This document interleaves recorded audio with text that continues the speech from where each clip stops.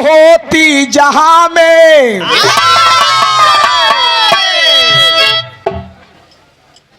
मां शीतला न करती गधे की सवारी। फायर ब्रिगेड अगर होता दशानन के हनुमान लंका को सकते न जारी। गोपियों के पास अगर होती मोबाइल कन्हैया के विरह में ना तड़पती सखी सारी।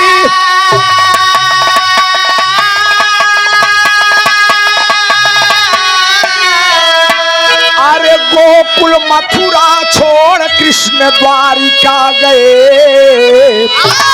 अरे द्वारिकाधीश तब कहाए बनवारी।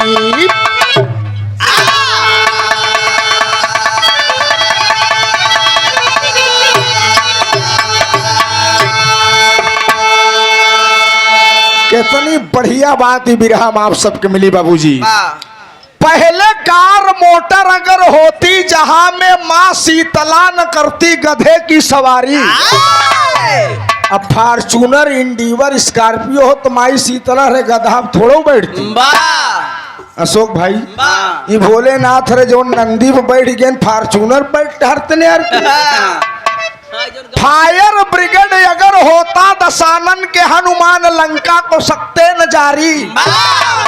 फायर ब्रिगेड हो तो हनुमान आग लगाते रावण बुझाई दे। गोपियों के पास अगर होती मोबाइल हाँ मोबाइल। गोपियों के पास अगर होती मोबाइल कन्हैया के विरह में ना तड़पती सखी सारी। गोकुल मथुरा छोड़ कृष्ण द्वारिका गए। द्वारिकाधीश तब कहाए बनवारी। मेरे दोस्त मैं भगवान का न्याय बताने जा रहा हूं। आप लोग सोचते हैं कि मैं जितनी पूजा करता हूं भजन करता हूं भक्ति करता हूं लेकिन परेशान रहता हूं। देश भर के चोर बेईमान दगाबाज सब कतूती बोलत या हम भक्ति मगर बत्तीन जलाए मस्त ही। मैंने कहा ना भगवान के घर देर है अंधेर नहीं है। मौत का बुलावा आ जाएगा कोई बचा नहीं पाएगा बाबूजी। एक लाइन गजल का अंदाज लगत मर साहब क्या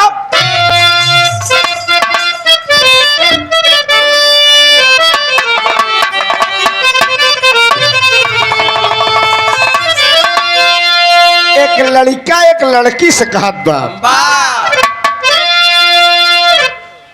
मास्टर अरे ऐसे कैसे हो जाई। अरे ऐसे कैसे हो जाई मोहब्बत के सौदा हो। ऐसे कैसे हो जाई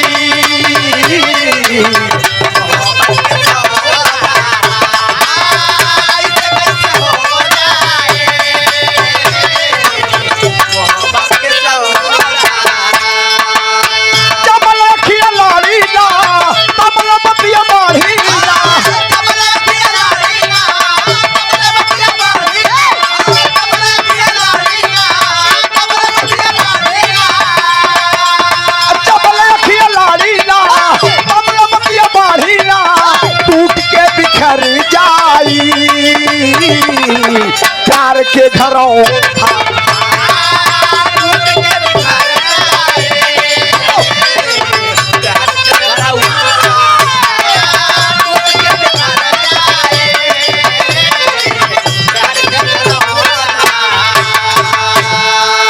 बाबू बिरहा के अंदर कबीर जी की बड़ी कोटेशन प्रो लाइन है गौर करिएगा। एक भक्त अपने भगवान से कहता है मास्टर साहब क्या अरे ऐसे कैसे बिसराई।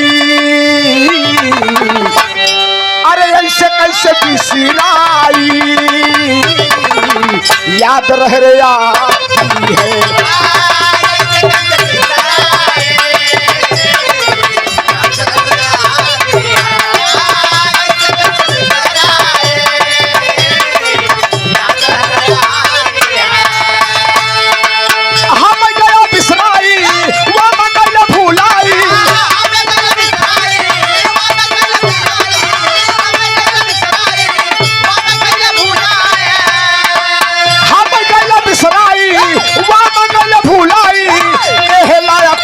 कन्हैया से मोहनी रूप तड़पाती है।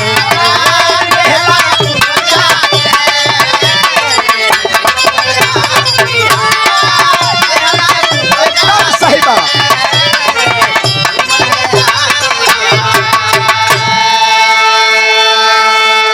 काका जवन बिरहा तू कहा वही वाला हो, बस शांति से आराम से सुना, देखा कितना मजा आई हम। कहानी के शुरुआत में बाबूजी कहानी किस समय के कैसे और किस जगह मोड़ ले रही है, नजम कलाइंदा।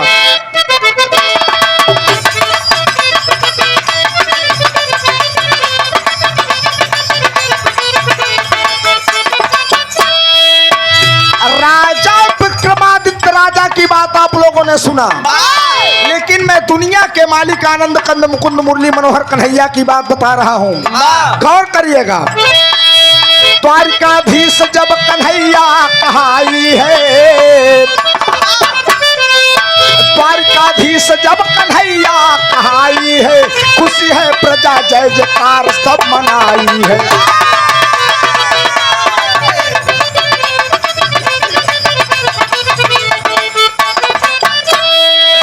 सबका न्याय कन्हैया जी किया करते थे, सबका न्याय कन्हैया जी किया करते थे, प्रजा खुशहाल रहे उपकार सबका करते थे।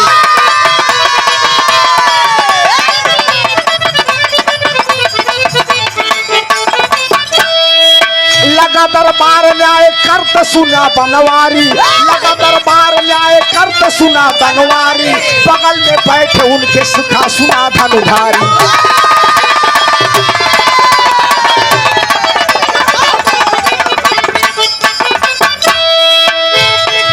पेट की लाश लेके बूढ़ा ब्राह्मण आया है, पेट की लाश लेके बूढ़ा ब्राह्मण आया है, पेट की लाश लेके बूढ़ा ब्राह्मण आया है, पेट की लाश लेके बूढ़ा ब्राह्मण आया है, सुनो भगवान के सपार्थ को लगाया है।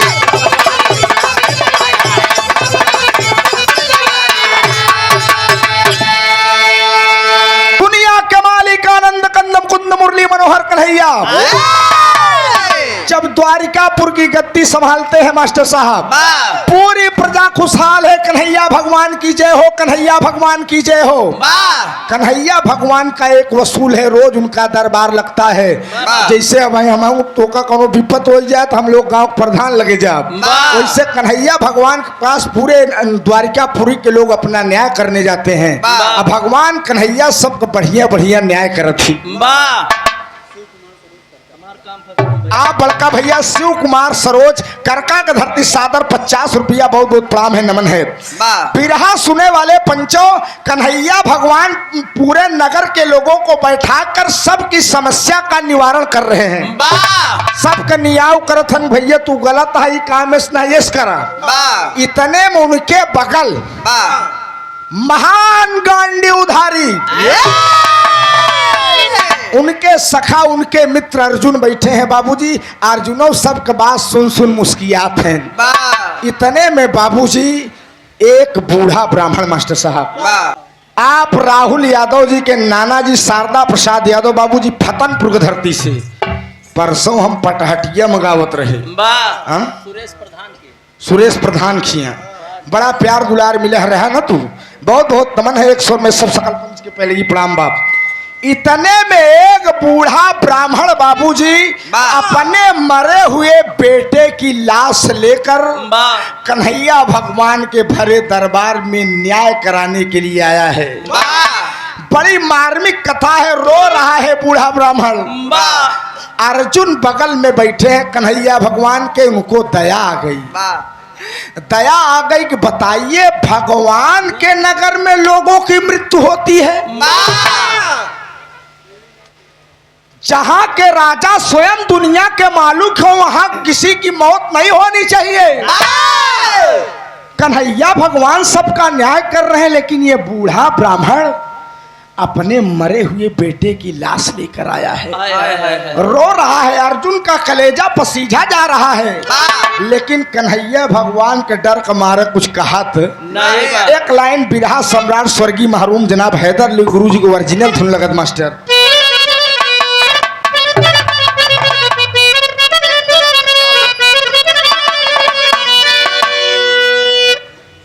कवैया बहुत धरती पोहे दोस्त, लेकिन क्यों हैदर ली जुगनू न हो पाई जान ले आपसे। जो जो चीजें गा कर चले गए अब तो बिरहा नहीं बिरही हुई गए। अरे माड़ा ए माँ, माड़ा ए माँ, अरे माड़ा ए माँ पारावत बोला वाली ना हो है गाँव की गोतिया।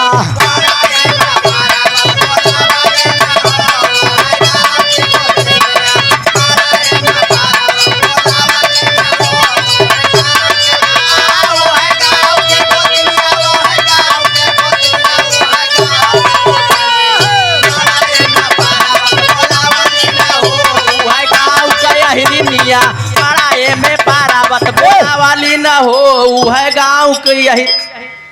एक झापड़ मारब तुलट जिया बेब हिया कहिर सीधा कछारे में भी रहा हो तो घुरवा पैगम्बरपुर में तो हुरादार लाठी लेके भी रहा सुनत कहे यार हम ज्यादा मेहनत करते ही तब ज्यादा मेहनत करते ही है खैर की। अब भाई पैसा हम कायदे से धोखा दे हम कहा तही मड़ाएम पर्वत बोलौली न हो है गाँव की गोतिनिया कहा था गाँव का हिरनिया। अब आपको तिनिया अहिरे के लाठी है तो भैंसे ही सहा थी। अरे गाली गाली हाँ हाँ हाँ हाँ गाली गाली रुचि एक गाना हम लोग ही काफी गावत रहे। जब सब गवैया गावे लगे तो का बंद कर दी मास्टर साहब। का गावत रहे टंगिया में टंगिया फसौलिन हो नंदी भौजैया। आकाश जानत है ढेर फार्मूला हमका लोग बदले परत का करी। अरे गाली गाली नाचिया देखा वाले सरे नैनीताल कई नचनिया। अरे बार प्रयागराज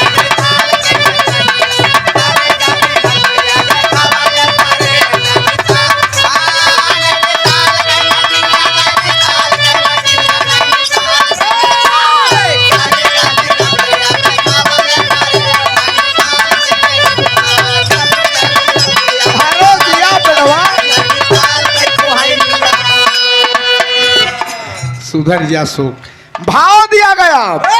अरे द्वारपाल हाँ हाँ हाँ हाँ द्वारपाल। अरे द्वारपाल खबर जाना वाले सो हो द्वारे रो एक बभानावा।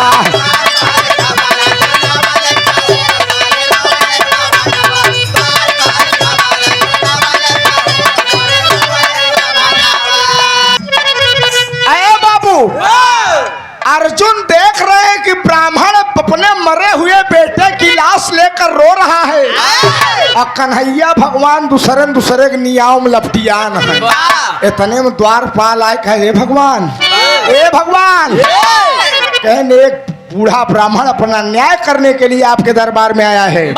वो अपने मरे हुए बेटे की लाश लेकर आया है। कन्हैया भगवान द्वारपाल बात सुने कहने ओका बुला लिया वैसे बैठा दे सबके न्याय हो बहु के न्याय होई। बाबूजी आया ब्राह्मण द्वारपाल के आदेशानुसार आया और वहीं बैठ गया। अर्जुन से बर्दाश्त नहीं होता। अर्जुन बुलायन कहने ए पंडित जी अरे ए ब्राह्मण देवता तनी हिया वा ना। ब्राह्मण कहता है कि हाँ भैया बतावा का बात है काहे बोला वो था। कहे रे ब्राह्मण जी देवता आप अपने बेटे की मरी हुई लाश लेकर यहाँ क्या करने के लिए आए हैं। कहा आप कन्हैया भगवान का सखा है ना अर्जुन है ना।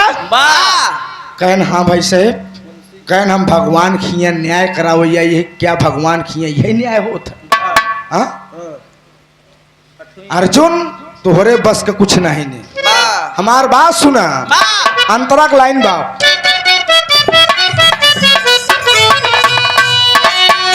अरे यार अर्जुन से कहा लगा बाभन फटकारी।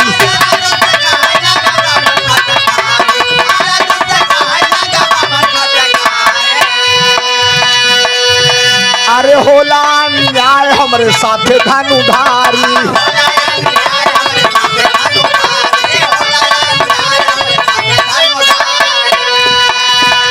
सुनिए अर्जुन मैं कोई एक लाश अपने बेटे की लेकर नहीं आया हूँ।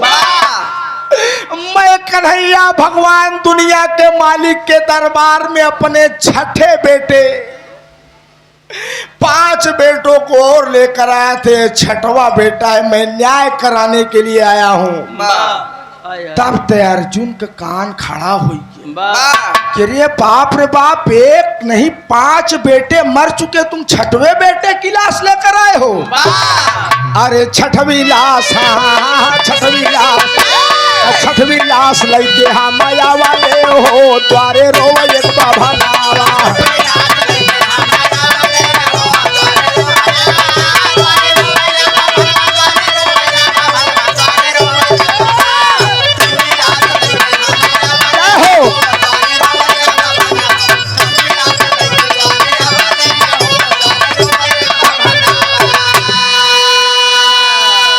अर्जुन ने कहा कि छठवी लाश लेकर आए हो। अरे ब्राह्मण, जब कन्हैया भगवान ने 5 बार अन्याय तुम्हारे साथ किया तो छठवीं बार भी न्याय मत समझो। ये कन्हैया है, ये वृंदावन में बिटहिनी नचावत। अर्जुनो देखा कन्हैया न्याय में लपटिया न, और अर्जुन सखा लगत है अंड बंड बतावे। कहन देखा ये मक्खन चोराई खाए वाले हैं, मटकी फोड़े वाले हैं, इनके बस के नाई है कि तुहार नियाव ये कही दे। ब्राह्मण कहे कब के करी, एक लाइन तरज बका।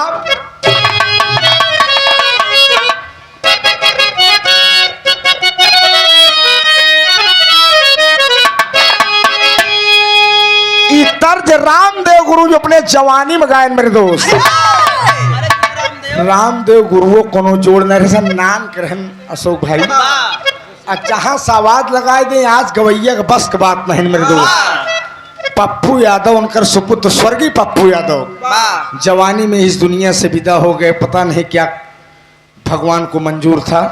हम आकाश रहे ना निवादा टेकी पट्टी हनुमान मंदिर कुंडा प्रतापगढ़ सील्ड पे हुआ भी रहा मेरे दोस्त, गोल्ड मेडल टांगे रहे।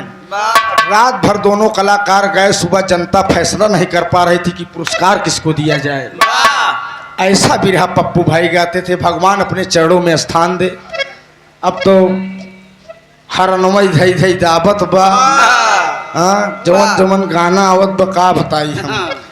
लेकिन ये रामदेव गुरुगान का अरे जब जब आवेला, अरे जब जब आवेला, अरे हज के महीना जियारा मोरा, जियारा मोरा उड़ी उड़ी जाला मदीना, जियारा मोरा उड़ी उड़ी जाला मदीना।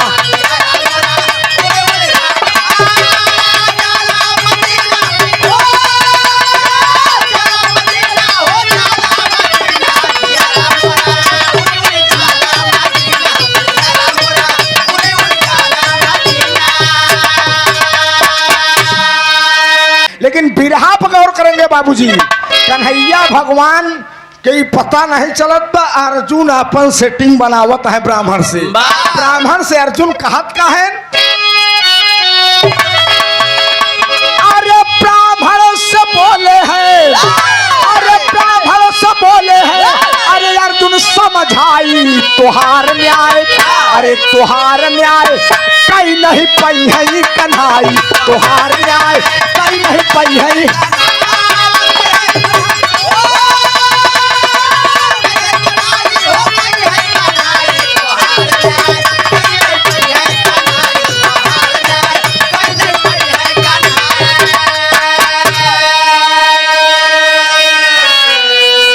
तो ब्राह्मण रो कर कहता है कि अर्जुन आप कन्हैया भगवान के सखा हैं, अगर दुनिया के मालिक मेरा न्याय नहीं कर पाएंगे तो मेरा न्याय कौन करेगा अर्जुन।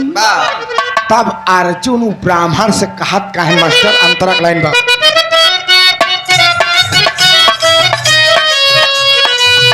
अरे न्याय हम कर तो हर सुनिला भलावा,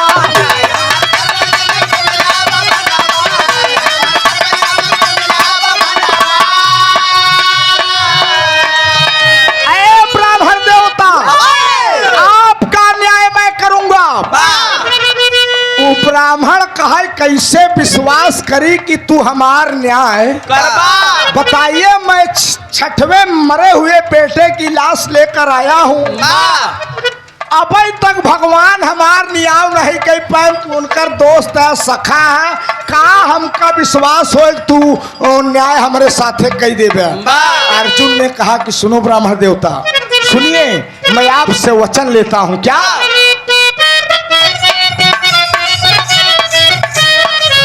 अरे अब लाल मारी तो हर तजबई पर नवा,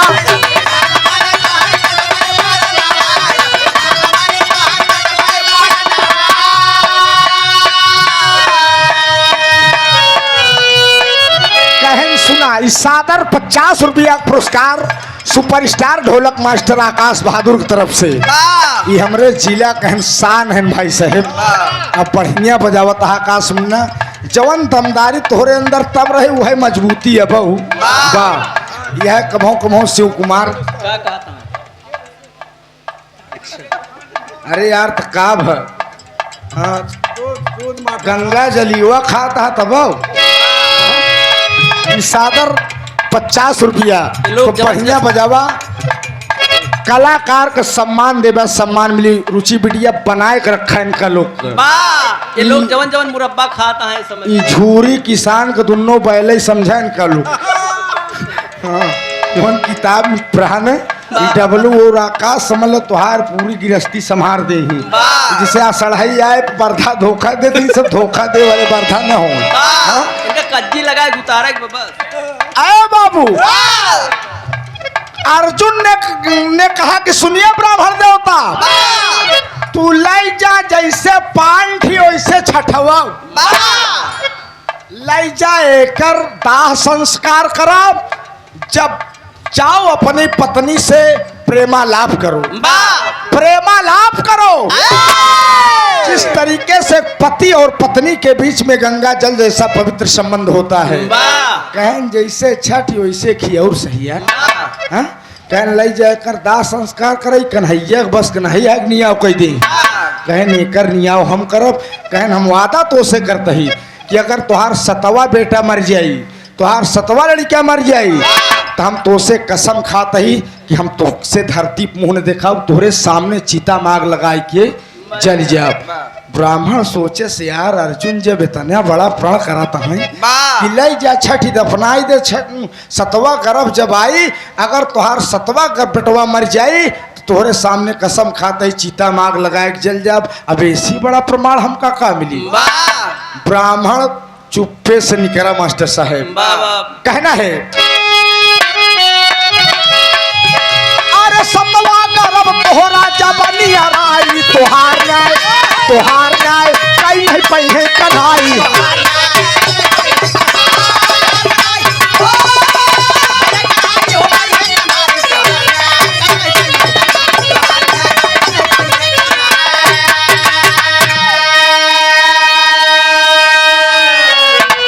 गौर करेंगे बिरहा सुनने वाले बंधु।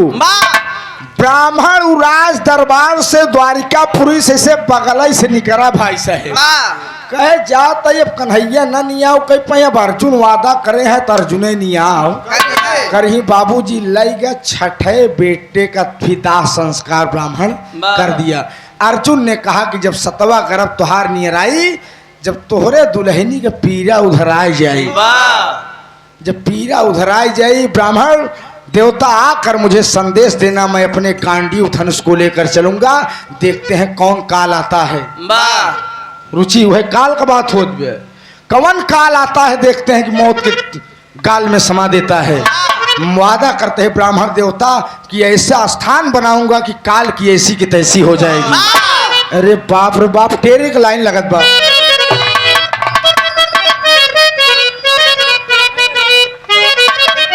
अरे राम गरीबी आपन झारई न खराब, अरे राम गरीबी आपन झारई न खराब। अरे छच्छा लाल मरे किस्मत पे आंसू का रही, गरीबी आपन झारई न खराब।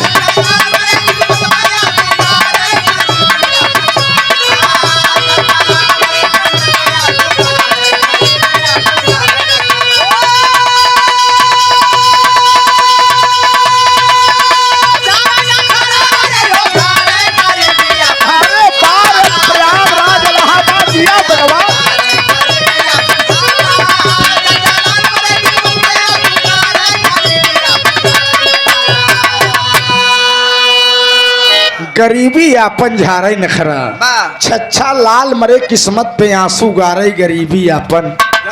बिरहा सुनने वाले मेरे दोस्त, ब्राह्मण गया बाबूजी दाह संस्कार किया। जिस तरीके से एक पति और पत्नी के बीच में गंगा जल जैसा संबंध होता है बाबूजी, और संजोग बना विष्णु भगवान का आसन डोल गए मास्टर साहब। पति पत्नी प्रेमालाप में लीन हो गए। प्रेमालाप? हाँ प्रेमालाप। तू प्रेमालाप नहीं जानते? ये जो चुनाव में पर्चा छपटा हो बोले ए रही गए नुहे कहा था जो चुनाव में पर्चा छपटा हो का प्रेमालाप। तू प्रेमालाप अशोक जाए के अपने बाबू से पूछे। नहीं बैठा बैठा हम बतावत ही और बुजुर्ग है बताए नहीं प्रेमालाप का हो। समागम जानत है जो संत निरंकारी बाबा वाला। हाँ भाई। अरे यार हम पति और पत्नी के बीच समागम बतावत ही। अरे यार तनी प्रायवाची नहीं याद कर रहे तू बेकार कह दे हमका। अरे बाबू भगवान का आसन डोला और पत्नी गर्भवती हो गई बाबूजी। जब गर्भवती हो गई तो होता क्या है मास्टर से चौक कलाई लगत बा।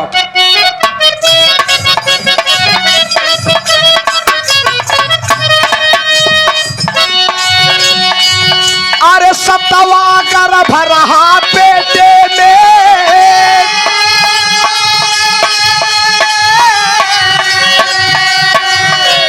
जब की समय नियर आई थी,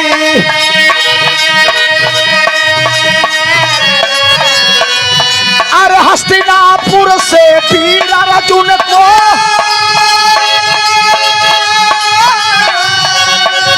अरे ब्राह्मण लिया बुलाई थी।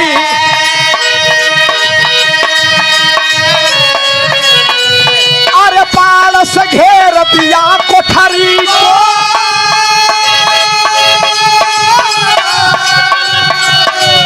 अरे या बंधन से उठाई जी। अरे काल तक अब आ नहीं सकता, काल तक अब आ नहीं सकता, ढाढ़ सदिया बधाई जी।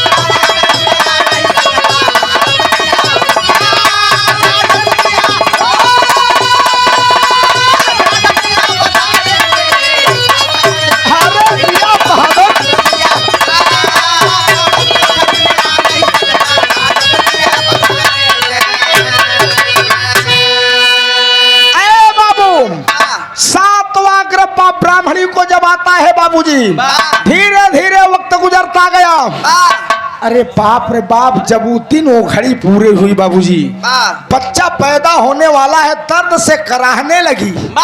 तो पंडित जी जान गए कि अब दुल्हनी हमरे लड़किया सोइया हो गया है, समय पूरा हो गया है।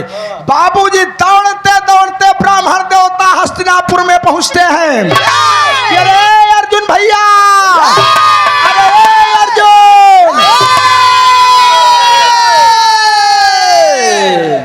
जब अर्जुन के कानों तक आवाज गई कि मुझे कोई बुला रहा है, गुहार लगा रहा है, अर्जुन गांडीव धनुष बाण उठाएं मास्टर साहब।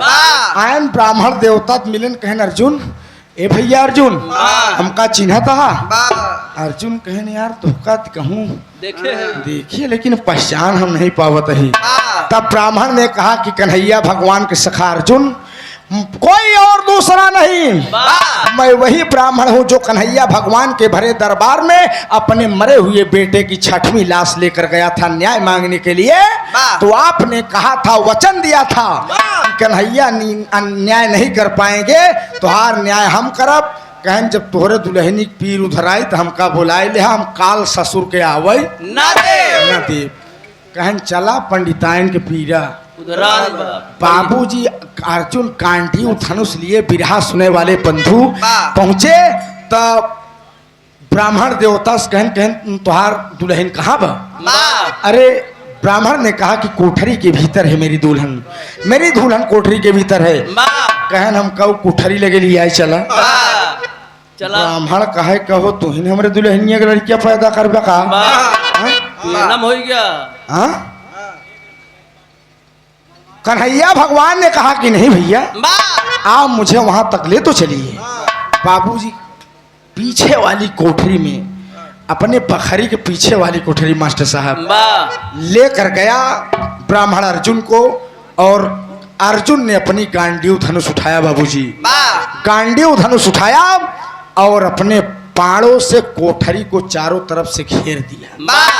पाड़ों से कोठरी को चारों तरफ घेर दिया और ब्राह्मण से बोलते हैं अर्जुन कि ब्राह्मण देवता, मैंने आपकी कोठरी को पाड़ों से चारों तरफ घेर दिया है, अब इसमें काल तक प्रवेश नहीं कर पाएगा, काल तक नहीं प्रवेश कर पाएगा। और ये अपने दुल्हनिया की कोठरी में रहाई दे, जब लड़का पैदा होई तो रोवे की आवाज आई। बच्चा जब पैदा होगा तो रोने की आवाज आएगी, जब रोवे वाली आवाज आए तो हम जान जा, तू जान जाबा कि लड़कियां पैदा। कुछ अंतराल के बाद जब आपकी पत्नी होश हवास में आ जाएगी तब हम आप चलेंगे, बच्चे को सकुशल बाहर निकालेंगे और कोई काल उसको टच नहीं कर पाएगा।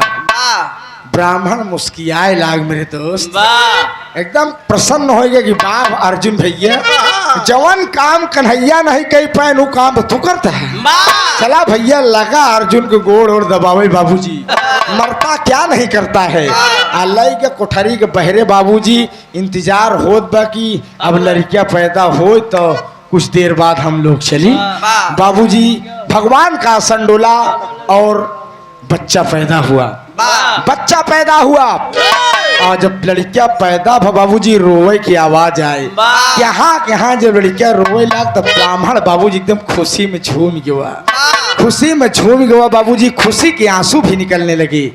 झूम के कहा अर्जुन भैया लड़कियां हो गया। अर्जुन ने कहा कि रुकिए, कुछ अंतराल बीत जाने दीजिए, आपकी पत्नी अपने होशो हवास में हो जाए तब मैं कोठरी के भीतर लेकर चलता हूँ। लेकिन मैंने कहा बाबूजी होय वही जो राम रची रखा, वो काल सर्वा रिछ बन गया मास्टर साहब, सुंदर लड़की बन गया, नागिन बन गया, तमाम कला दिखाए। लेकिन अर्जुन ने वादा किया है कि मैं काल तक प्रवेश नहीं करने दूंगा। लेकिन मैंने कहा ना भगवान के बगैर मर्जी के एक पत्ता तक नहीं हिलता। लड़कियां तो भवा, लेकिन दुनिया के मालिक कन्हैया भगवान अपनी दिव्य दृष्टि से देख रहे हैं मास्टर साहब, अपनी दिव्य दृष्टि से देख रहे हैं कि बा मेरे सखा अर्जुन, हम तुहार रथिवान बन गए यार, तू अपने आप कन्हैया समझे न्याय करने चले हो। कन्हैया भगवान अपनी माया से उस बच्चे को कोठरी से गायब कर दिए, गायब कर दिए बाबूजी। जब 10-5 मिनट बीता, जब 10-5 मिनट बीता तो ब्राह्मण कहा अर्जुन भैया चला आप कोठरी के पास चला जाए। बाबूजी ब्राह्मण लेकर गया। कन्हैया अर्जुन अपने बाणों को काटते हैं बाबूजी, बाण को बाण से काट कर हटाते हैं। कोठरी में जैसे ही प्रवेश करते हैं, पत्नी अपने होशो हवास में नहीं है बाबूजी, लेकिन बच्चा भी वहां पर नहीं है। कोठरी में अंधेरा था। ब्राह्मण कोठरी के चारों ओर देखता है कि बच्चा, रोने की आवाज आई, बच्चा रोया, बच्चा पैदा हुआ। बच्चा हुआ क्या? अर्जुन कहन देखा ना ब्राह्मण देवता ही लड़कियां हुई। अरे पैदा भाव तो लड़कियां हो भी ना करी ना। अरे बाबूजी अर्जुनो देखा था है लड़कियां ना है, तब अर्जुन के पैर के तले से जमीन खिसक कि मैंने तो वादा किया है। कहना भैया हैदर अली गुरु जी वर्जन धुन लगत बाप।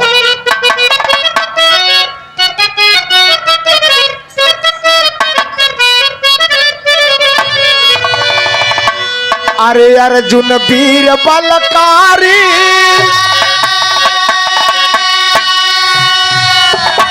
अरे अर्जुन वीर बलकारी, अरे बैठा रहले दुआरी, अरे नारी के ललनावा होई गईले, नारी के ललनावा होई गईले।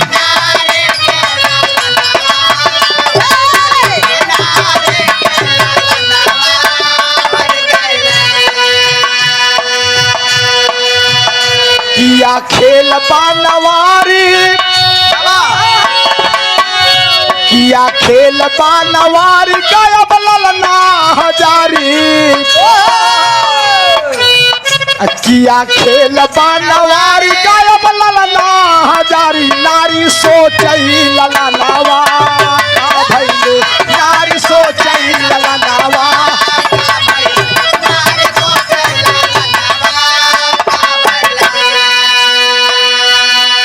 बाबूजी इतने में पत्नी भी होश में आती है, होश में आती है, कहती है कि मेरा बच्चा अब ब्राह्मण अलग कपार पीटत बा। अर्जुन अलग चिंता में पड़ गया है कि मैंने बाणों से कोठरी को घेर दिया है, काल तक नहीं प्रवेश कर सकता। लेकिन लड़कियां भवा तो भवा का भा। बाबूजी पत्नी रो रही है कि बच्चा पैदा हुआ, मैंने अपने होशो हवास में थी जब मेरा बेटा पैदा हुआ, रोया है। जब रोने लगा तो मैं बदहोश हो गई और मेरा बेटा मैंने सोचा होगा। तब ब्राह्मण कहा, अर्जुन क्या कह रहे हैं आप, क्या देख रहे हैं आप, कहना है।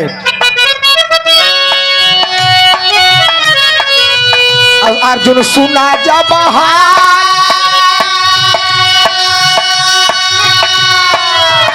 अर्जुन सुना जब हाल गायब हो गई ले लाल कोई चाल कई के लाला ना लई गई कोई चाल कई के लाला ना।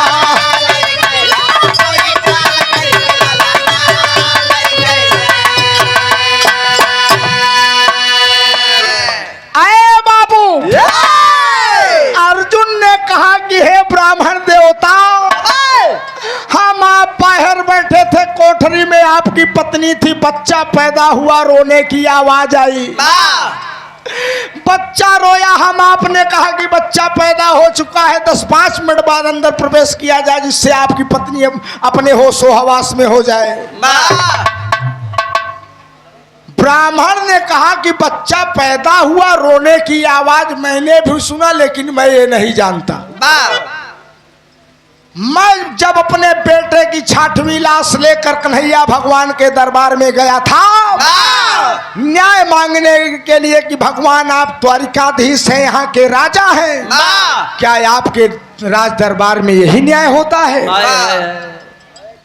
तो तू कहा कन्हैया वृंदावन में बिटिहनी नचावत थी, बंसी बजावत थी, मटकी फोड़ दे थी, मक्खन खाई डावत थी, कहे नियाव न कहीं पही नियाव हम करब। और आपने हमसे वादा किया था कि हमको विश्वास कैसे हो, तो आपने कहा था कि अगर आपका 7वां बेटा मर जाएगा तो मैं चिता पर लेट कर आग लगा लूंगा।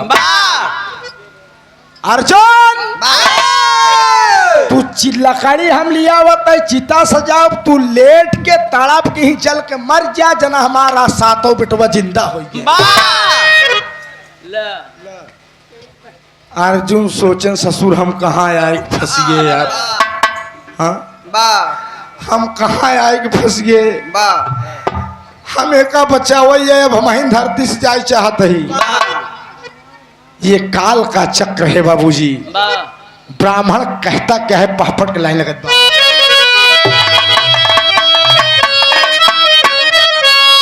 अरे अर्जुन से तब कहा लगा बभनावा मनवा सोचा जिन। अरे अर्जुन से तब कहा लगा बभनवा मनवा सोचा जिन। अरे याद करा दूसरी पतिया मर्दनवा मनवा सोचा जिन।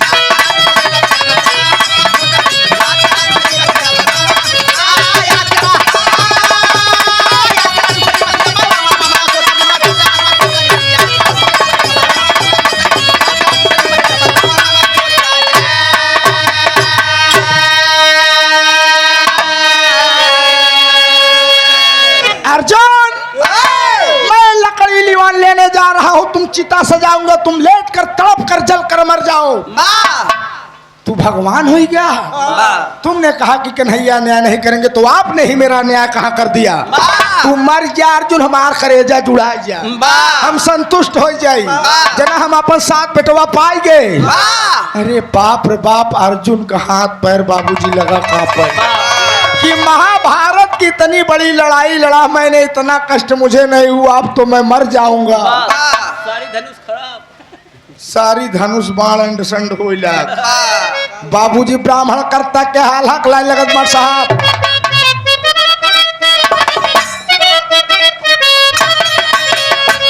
अरे लकड़ी मनाई ब्राह्मण चितावा सजवल बाबू, लकड़ी मनाई ब्राह्मण।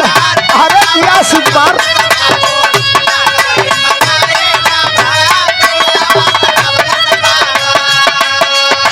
चितावा पे लेट जाता अर्जुन पहलवान।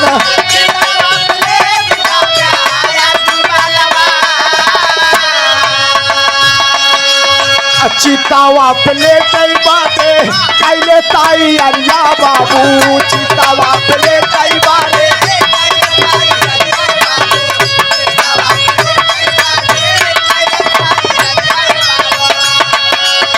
तबले प्रकट होई गईले तीर पानी धान, तबले प्रकट होई गईले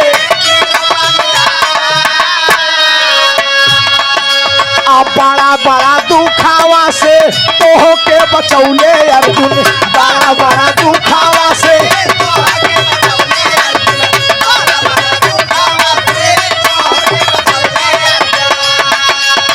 आज दे चला अर्जुन से तैम जान, आज दे चला अर्जुन।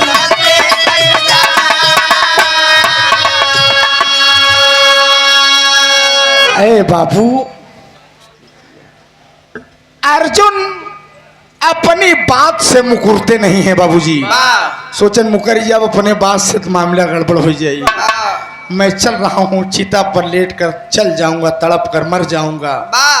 जल्दी जल्दी लकड़ी की चिता सजाए ब्राह्मण बाबूजी। कहा है तू ही ओलरा जल्दी जल्दी लेटा आगे हम लगाओ, हम लगाओ। अब लगा बाबूजी तेल और लपेटे। कहा जल्दी तने बाबू जब चिता में लेट कर अर्जुन की आंखों से झरझर झरझर आंसू बह रहे कि मैं कहाँ आकर फंस गया। मैं तो अन्याय करने आया लेकिन अन्याय कैसे हो गया।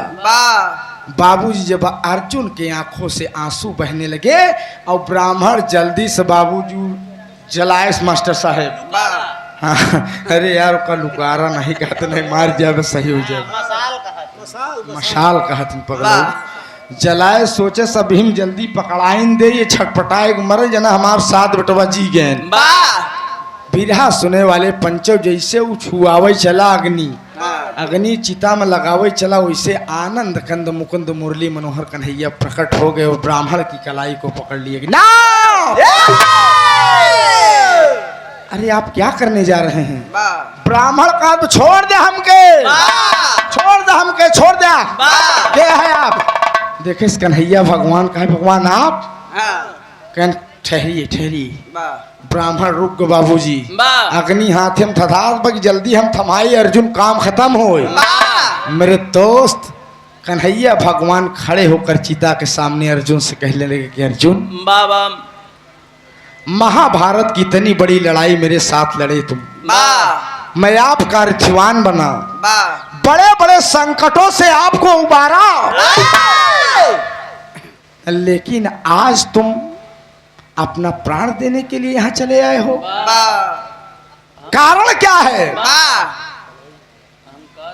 तब बिरहा सुने वाले पंचो अर्जुन चिता पर लेटे लेते हाथ जोड़कर कहते हैं कि भगवान ये ब्राह्मण अपने बेटे की 6वीं लाश लेकर गया था आपके यहाँ न्याय मांगने। हमारे दया आई कि हम काई कन्हैया न्याय न कही पही न्याय तुहार हम करब। ये ब्राह्मण कहे विश्वास कैसे होई। तो हम कहे कि अगर तुहार 7वां बेटवा मर जाए तो हम चिता में लेट के मर जा। भगवान आज मेरा प्रण पूरा नहीं हुआ भगवान, अब मैं दुनिया को छोड़कर जा रहा हूँ प्रभु। तब कन्हैया भगवान मुस्कुराए कि अर्जुन ऐसे तो का जाए दे, अब तुहार ढेर अवधि में ही है, अब ढेर अवधि में तुहार ही है, ऐसे कैसे जाबे बाबूजी। तब वही ब्राह्मण मुरली मनोहर कन्हैया के चरण पकड़कर कहता है प्रभु कि आप अपने सखा अर्जुन को बचाने आ गए, क्या यही आपका न्याय है। मेरे 6 बेटे दुनिया से चले गए, 7वां भी चला गया, क्या भगवान का यही न्याय है प्रभु। आप द्वारिकापुरी के नरेश हैं प्रभु, दुनिया के मालिक हैं, आप विधाता हैं प्रभु। क्या आपके राज दरबार में यही होता है कि एक पिता अपने बेटों से वंचित रहे? तब बिरहा सुने वाले पंचों, कन्हैया भगवान मुस्कुराकर उस ब्राह्मण की भुजा पकड़कर कहते हैं कि ब्राह्मण देवता, आज तुम इस परीक्षा में मेरे पास हो। परीक्षा उसी की ली जाती है जो परीक्षा देने लायक होता है। आप के 6 बेटे, 7वां बेटा भी मरा नहीं है, वो मैंने सजो कर रखा है। मैं दुनिया का मालिक हूँ, मेरे बगैर मर्जी की एक पत्ता तक नहीं हिलता। काल क्या बिगाड़ सकता है? जब तक मैं आदेश नहीं करता तब तक काल कुछ नहीं कर सकता। मैंने अपनी माया दिखाया है बाबूजी। तब ब्राह्मण से कन्हैया भगवान कहत कहन खड़ी के लाइन बाप,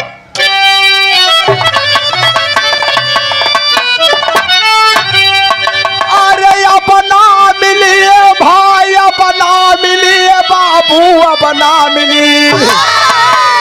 हर देसी घी कैसो हारी अपना मिली।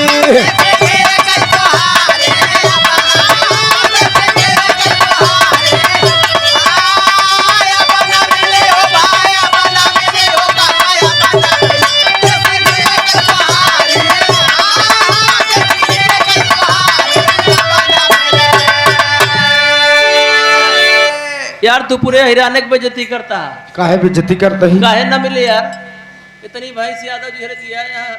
ये कहा था तू हरियाणा की बेइज्जती करता है। देसी घी एक सोहारी अब न मिली। सोहारी जाना तू ना? सोहारी अब तो सोहारी बनता ही पूड़ी कचौड़ी। माई हेरे पहले अशोक सोहारी बना जब मसाला भरे भरे बनाते रहे। बाबू न मिली अशोक, मनाई की व्यवस्था होते हुए भी कोई कुछ खा नहीं पा रहा है। सारा दूध पारस पराग श्याम डेयरी में दे देते हैं, पनीर बना के सप्लाई कर देते हैं, रसगुल्ला बना के सप्लाई कर देते हैं। कभाऊ देवी देवता का रोट चढ़ावे भो 7-8 सोहारी काट लेन, देवता के चढ़ाए देन तो घरे वाले ललाए बहरवासु पूजा मांगे। मेरे दोस्त पहले नाथ कबीला आए जाए, गोड़ हाथ धोवे लगे, दाली में डाला घी महक जाए। कबीला जान जाए कि दाली में घी अब पता नहीं कौन घी ससुर होत बगु महकता ही नहीं। आप 3x वाला रम महकत भाई। एक कहा था 3x वाला रम महकत बा। सही कहा था भाई, बेटोबा जन्मदिन मनाई डावा, खूब पनीर रसगुल्ला खियाई दे। दोस्त यार कहन यार पार्टी मजा नहीं आया। कहन काहे कहन यार वह सब खंभवा दे दिए होते निठी। मेरे दोस्त दारू पियाए दे जना तू सब कुछ कह दे। आप यदुवंश शिरोमण श्री कृष्ण बिरहा समिति मेन रोड शिवगढ़ा 30 अक्टूबर को घमासान बिरहा मुकाबला गायिका नीतू राज वाराणसी, बच्चा लाल यादव प्रयागराज, आप संस्थापक बाबू अक्षय लाल यादव जी। सादर 100 रुपया, 1 स्वर में सब सकल पंच के पहले की प्रणाम आशीर्वाद की आकांक्षा में प्रतीक्षा है। बाबूजी वही कन्हैया भगवान अर्जुन और उस ब्राह्मण को लेकर बाबूजी ब्रह्मा जी के पास पहुंचते हैं, ब्रह्मा के दरबार में पहुंचते हैं। और बाबूजी कन्हैया भगवान उस ब्राह्मण को जब ब्रह्मा जी के सामने लेकर पहुंचते हैं तो देखता है ब्राह्मण उसके 7 बेटे वहीं पर खेल रहे हैं। बाबूजी 7 बेटे वहीं खेल रहे हैं। ब्राह्मण कन्हैया भगवान के पैर पकड़ लिया कि भगवान आज आपने मेरा न्याय कर दिया। तो कन्हैया भगवान ने कहा कि ब्राह्मण देवता सुनो, मेरे घर भगवान के घर देर होती है लेकिन अंधेर नहीं होती। भगवान जिस भक्त को चाहता है उसकी परीक्षा लेता है, अब उसको तपाता है, उसको जलाता है, कठिन से कठिन उसकी परीक्षा लेकर तब जाकर उसे पास करता है। जब सुख आएंगे बाबूजी तो दुख आना निश्चित है, गर्मी आएगी तो ठंडी भी आना निश्चित है। आप गौर करेंगे दुख और सुख एक सिक्के के 2 पहलू हैं। काल भगवान मास्टर साहब भगवान बिना निरंजन भगवान के आदेशानुसार काल आकर हमारा तुम्हारा कुछ नहीं कर सकता। जब वहाँ से भगवान का आसन डोल जाएगा, फलाने भैया का दिन पूरा हो गया है, अब इनका बुलावा, तब वही बाबूजी यमराज आकर हम आपको ले जाते हैं। काल अपने चक्र में फंसा लेता है कर्म के अनुसार। बढ़िया खराब कर्म करता है, जाता बोलत बतियाता, तू बढ़िया से गाड़ी चलाओ, चला जाता है, गिलवा मारे धड़ाम से। मेरे दोस्त, इसीलिए कहा गया है कि काल वाला भी रहा रुचि गाइन। यहाँ से मास्टर साहब हमका गावे पूरा बाकी मूड दूसरा बनाए रहेगा वही के। तो कन्हैया भगवान ने न्याय किया, तो हमने कहा मेरे दोस्त, भगवान के दरबार में न्याय होता है, देरी जरूर होती है लेकिन न्याय आपको मिलता है। अरे पूरा भवा ये भैया, पूरा भवा ये बाबू, पूरा भवा। अरे भक्त ब्राह्मण के सपानवा, पूरा भवा।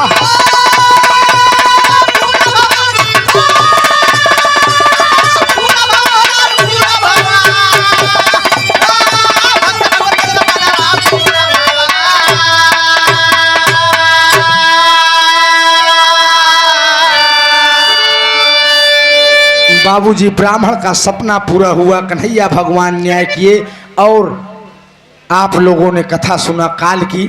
मैं यहीं से हमारा विरह समाप्त होता। अरे स्वर्ग में आसन लाए गुरुवर मुन्नी लाल पन,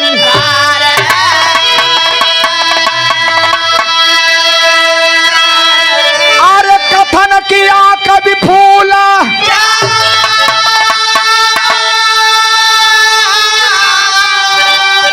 शारद की बलिहारी।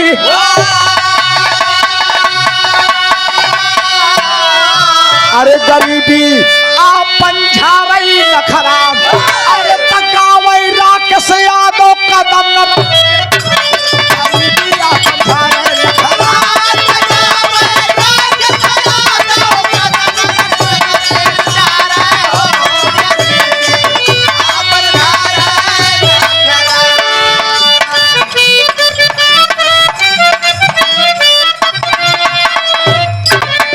भंवरे ने खिलाया फूल, फूल को ले गया राजकुमार।